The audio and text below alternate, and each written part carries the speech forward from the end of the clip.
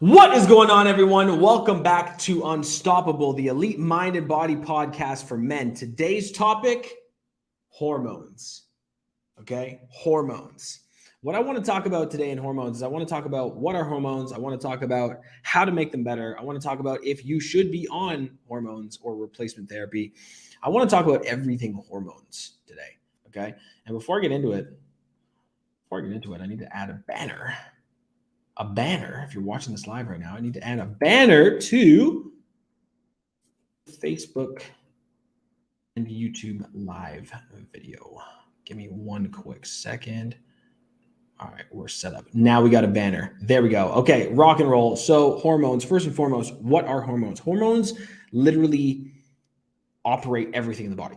Okay, hormones are responsible for your mood. Hormones are responsible for your sex drive. Hormones are responsible for muscle building. Hormones are responsible for physical performance. Hormones are responsible for if you gain fat or lose fat easily. Hormones are responsible for literally everything. So it's extremely important to have balanced hormones because if you don't, it can be catastrophic to your progress in the gym. It can be catastrophic to your mental health. Okay, low testosterone is a huge problem for many men. It can be catastrophic on the flip side as well if you have too high of estrogen, right? Because if you have too high of estrogen, you're going to start to get female feminine side effects. You literally start to grow breast tissue, okay? Hormones are extremely important. Hormones are so important that the only real difference between a man and a woman, a boy and a girl, is the release of testosterone in the womb. That literally makes the boy grow a penis. We all start as women. We all start as girls. And then you either release testosterone or you don't. So testosterone is hormones are literally one of the most important building blocks of a human being in general. Okay. And so I want to talk about how to make them better. Okay. Because most guys don't really understand. And I see a lot of guys come into my program. As you guys know, I'm a fitness coach. I see a lot of guys come into my program with hormones that are just all over the map, right? Low testosterone. And I'm going to talk about the range of testosterone as well here in a minute, but low testosterone, high estrogen, thyroid, all out of sync, like a bunch of just crazy stuff. And the fact of the matter is it's very difficult to lose weight and build muscle if your hormones are messed up. Right. So one of the first things that I have my clients do upon instantly jumping into the program and jumping on a nutrition plan and a training plan, all that kind of stuff, is I have them check their hormones.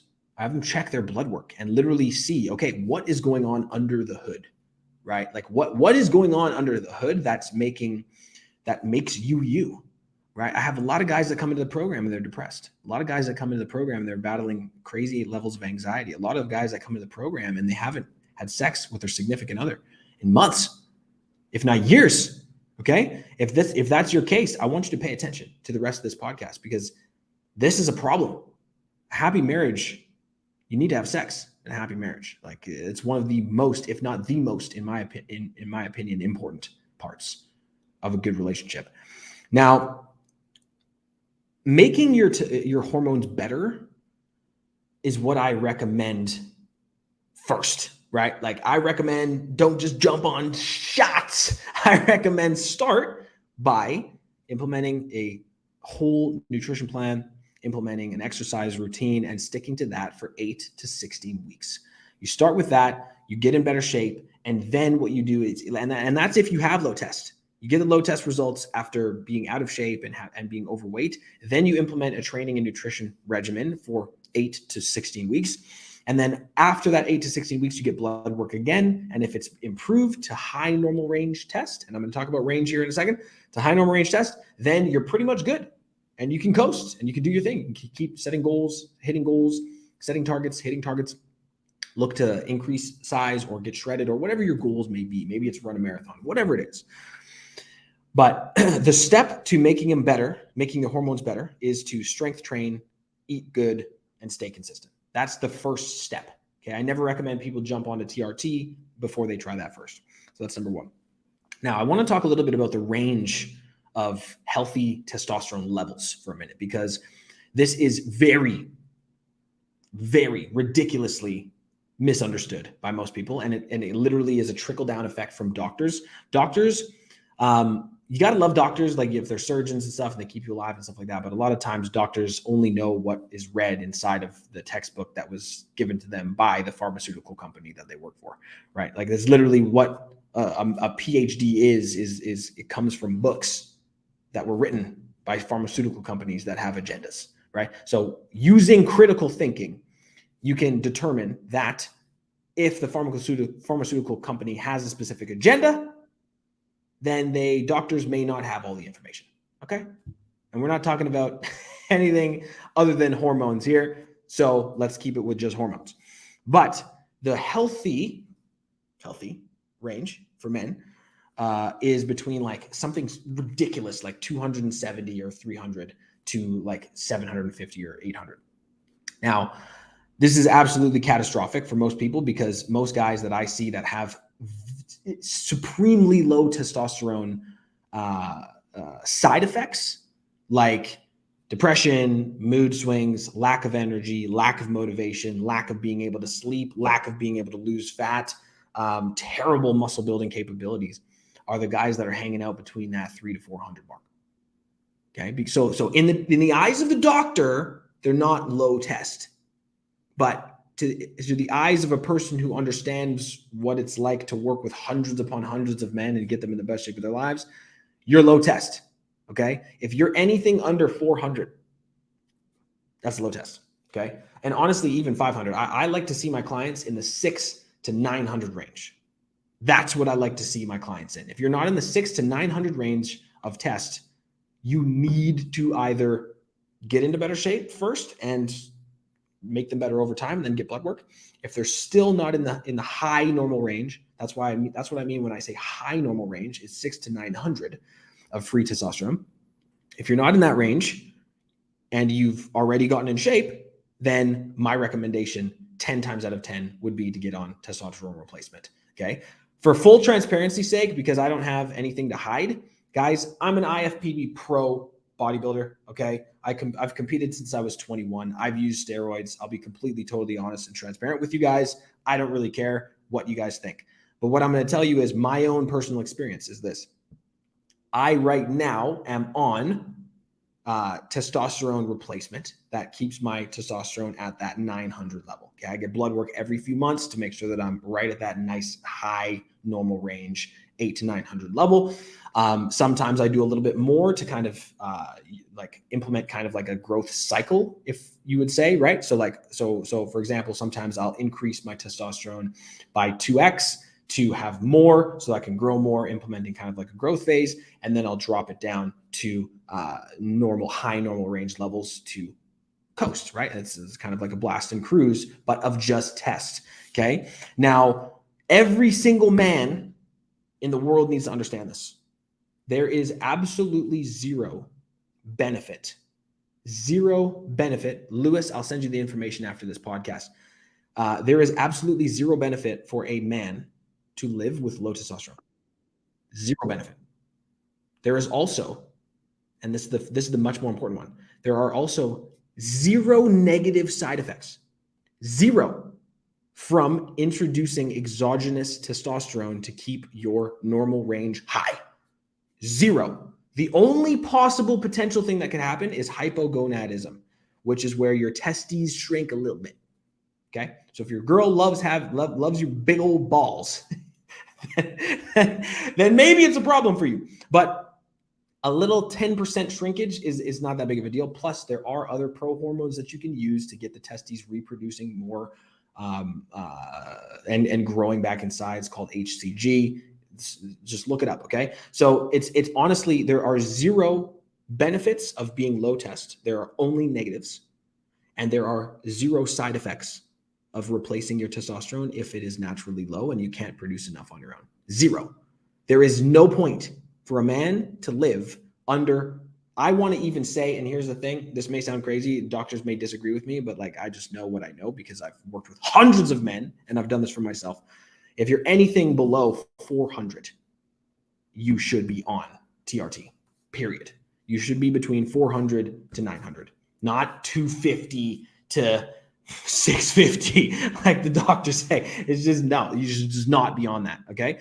So that's the range that I want you to pay attention to. So get your blood work, see where you're at. From there, you can decide, okay, do I need to get in shape? Yes, I'm out of shape. Okay, awesome. Implement it. Come work with me or work with another trainer, but I would recommend me because I know what I'm doing. Okay. Work with me, get in better shape, and then retest the blood work. And if it's still low, TRT. Okay. Now, I want to talk a little bit about other hormones, okay? Because I have used other hormones in the past. I have clients that have used other hormones in the past. And all I'm going to say, I think the most important thing to understand is this, guys. You don't need other hormones than test, okay? You literally do not need other more hormones than test. The only people who need other hormones other than testosterone, like to take things like DECA and D-bol and Anadrol and Superdrol and Tren and all of this other stuff, is people that are competing in specific competitions where they need to take that sort of thing. Okay. For the average everyday guy who wants to look good naked, feel good, have a good sex drive, look attractive to his wife, you don't need anything other than high normal range testosterone. You don't need anything. All you're doing is playing with something that you don't fully understand that can potentially cause long-term health risks for you.